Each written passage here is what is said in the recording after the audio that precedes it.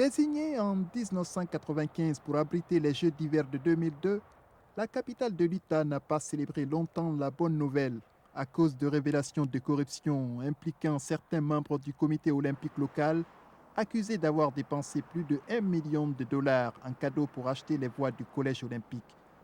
Les critiques dans la presse internationale suivies par les tracasseries judiciaires contre les fautifs laissaient planer le doute sur la réussite de ce qui devrait être l'un des plus grands événements sportifs de l'histoire. Aujourd'hui, cependant, Salt Lake City offre aux visiteurs un visage sur lequel l'impatience et l'optimisme se dessinent au premier regard. À quelques semaines des Jeux, l'Utah et ses habitants semblent fin prêts pour l'événement perçu par les athlètes locaux comme une occasion de consoler toute une nation encore sous le choc après les attentats suicides du 11 septembre dernier. John Davidson est membre de l'équipe américaine de bobsleigh. À mon avis, ces Jeux olympiques de février seront l'occasion de retrouver la paix, l'unité et la concorde perturbée le 11 septembre dernier. J'espère que Jeanne et moi-même serons de la partie. C'est avec ce message de paix et d'unité que devra donc s'allumer le 8 février la flamme olympique à Salt Lake City, où toutes les installations sportives sont maintenant terminées.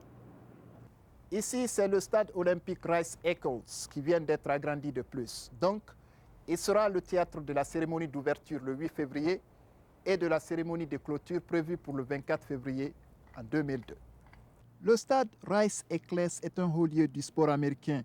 Il est situé à proximité du village olympique, sur le campus de l'Université de l'Utah, et offre une capacité de 56 000 places pour les Jeux olympiques. Il y aura au total 10 sites de compétition, parmi lesquels Salt Lake Ice Center, au cœur de la ville. Ce complexe de sport et de loisirs qui a ouvert ses portes en 1992 sera le site des épreuves de patinage artistique et de patinage de vitesse piste courte.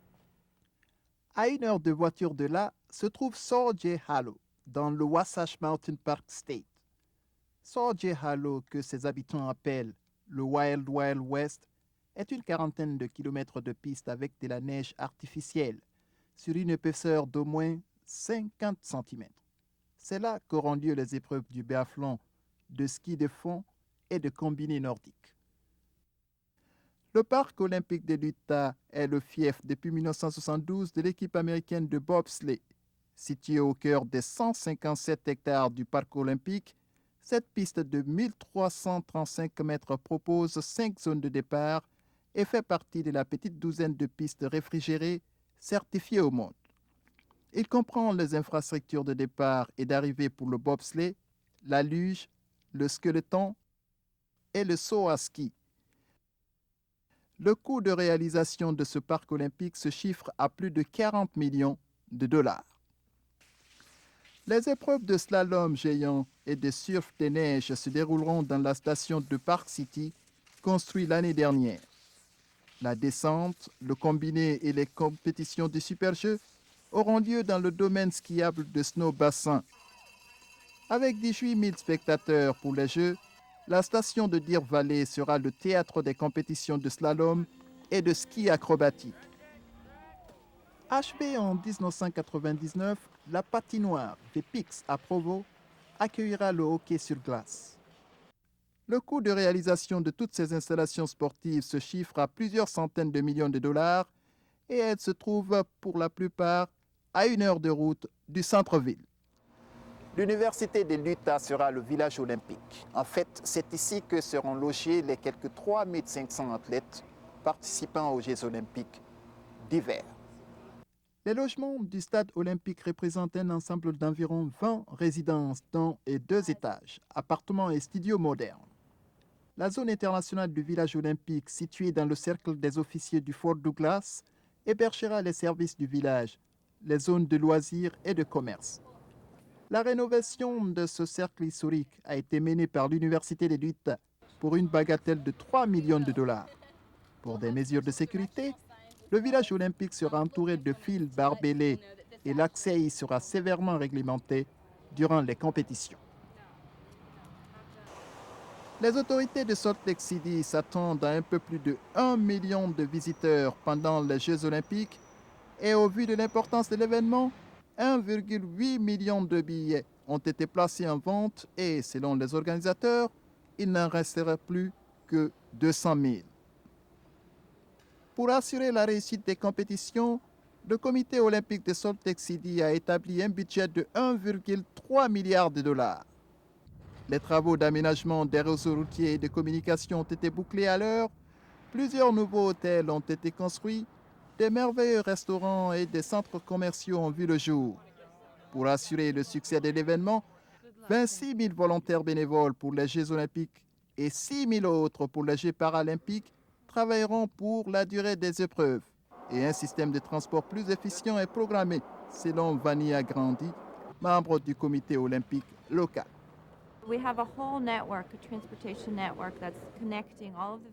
Nous avons mis sur place tout un système de transport pour assurer la navette entre les hôtels et les différents sites de compétition, ainsi qu'avec le centre de presse. Nous avons plus de 700 autobus qui nous ont été prêtés non seulement par l'État de Utah, mais aussi par les autres États voisins. Et pour faciliter le trafic, nous encourageons les gens à utiliser le transport public. Durant les Jeux, nous comptons réduire le trafic de plus de 25%.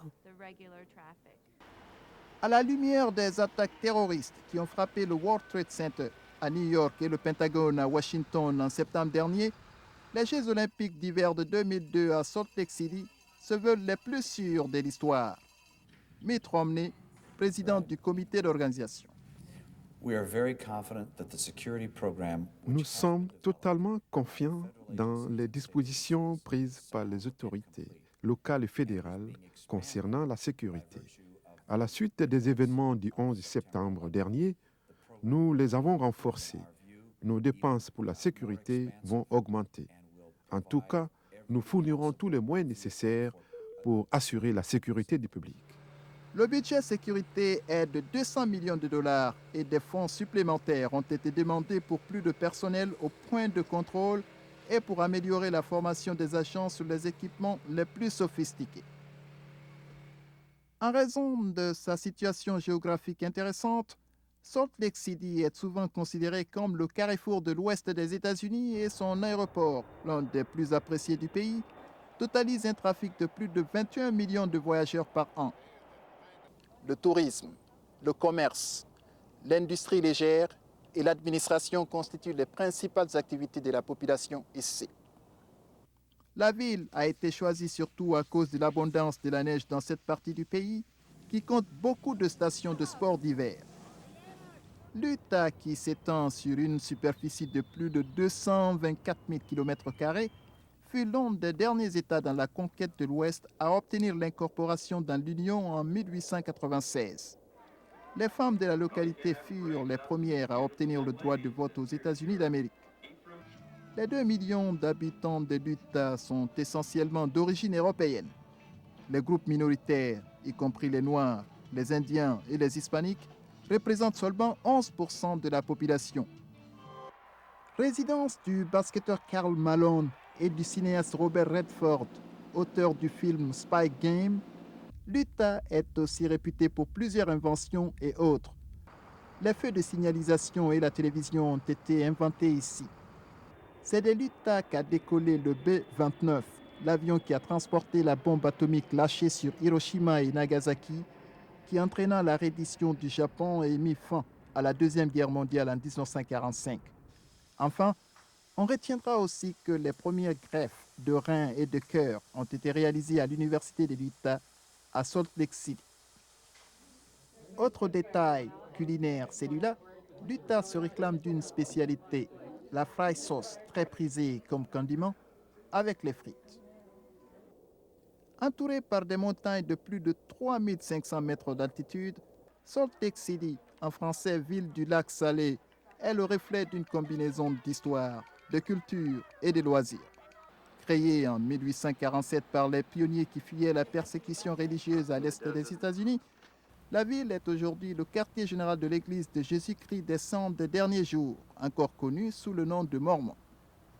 L'église des Mormons a été fondée en 1830 par Joseph Smith, qui déclarait avoir reçu des révélations divines selon lesquelles aucune église chrétienne n'interprétait réellement les enseignements du christianisme, d'où sa mission sacrée de restaurer l'église originale de Jésus-Christ, et ce, aux grandes dames des fondamentalistes chrétiens qui trouvent la religion des Mormons comme une secte dangereuse.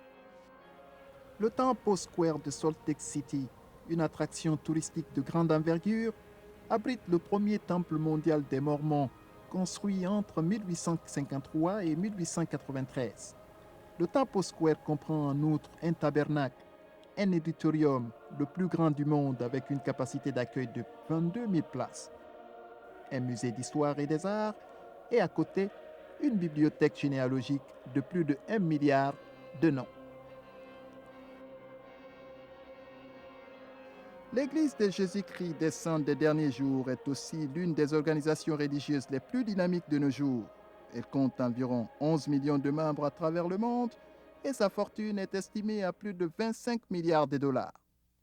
Les Mormons se veulent très conservateurs dans leurs pratiques religieuses. Pour eux, la famille constitue une valeur essentielle et, comme les musulmans, l'alcool, la fornication et autres comportements indécents ne sont pas tolérés. Autrefois, la polygamie était une pratique assez répandue chez les Mormons. Le prophète Brigham Young, fondateur de la ville de Salt Lake City, était lui-même marié à 27 femmes. Mais comme condition posée à son intégration à l'Union, l'Utah devait abolir la polygamie qui n'est plus une pratique des Mormons, souligne Michael Purdy, porte-parole de l'Église. Notre Église a banni la polygamie il y a environ 100 ans. De nos jours, il est donc impossible pour quelqu'un de dire qu'il est polygame en demeurant membre de l'Église de Jésus-Christ des Saints des derniers jours. Toute personne pratiquant la polygamie est automatiquement excommuniée de notre confession.